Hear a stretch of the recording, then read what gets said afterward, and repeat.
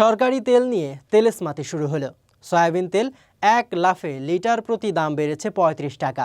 পিছিয়ে নেই মসুর ডাল, কেজি প্রতি বেড়েছে ২০ টাকা ও চিনির দাম ১৫ টাকা বাড়ানো হয়েছে। হ্যাঁ দর্শক, আমরা বলছি সারা দেশে ফ্যামিলি কার্ডধারী নিম্ন আয়ের পরিবারের মধ্যে ভর্তুকি মূল্যে দেয়া পণ্যের কথা। আগামীকাল বৃহস্পতিবার ২২শে মে থেকে পণ্য বিক্রি শুরু করবে trading corporation of Bangladesh TCB.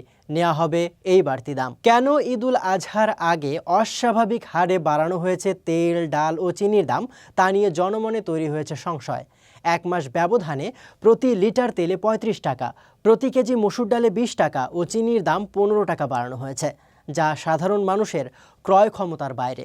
বুধবার ২১শে মে এক সংবাদ বিজ্ঞপ্তিতে এ তথ্য জানিয়েছে টিসিবি। এতে বলা হয়, বৃহস্পতিবার থেকে ফ্যামিলি কার্ডধারী নিম্ন আয়ের পরিবারের মধ্যে ভর্তুকি মূল্যে টিসিবির পণ্য বিক্রি কার্যক্রম শুরু হচ্ছে। আগে যেখানে স্মার্ট ফ্যামিলি কার্ডধারীদের কাছে ১০০ টাকা লিটারে তেল বিক্রি করা হতো, সেটা এখন ১৩৫ টাকা। ডালের দাম ৬০ থেকে বাড়িয়ে ৮০ টাকা ও চিনির দাম ৭০ থেকে বাড়িয়ে ৮৫ টাকা করা হয়েছে। স্মার্ট ফ্যামিলি কার্ড ছাড়াও যে কোনো সাধারণ ভোক্তা ঈদের পণ্য কিনতে পারবেন বিশেষ ট্রাক সেলে, তবে সব ক্ষেত্রেই গুনতে হবে বাড়তি টাকা।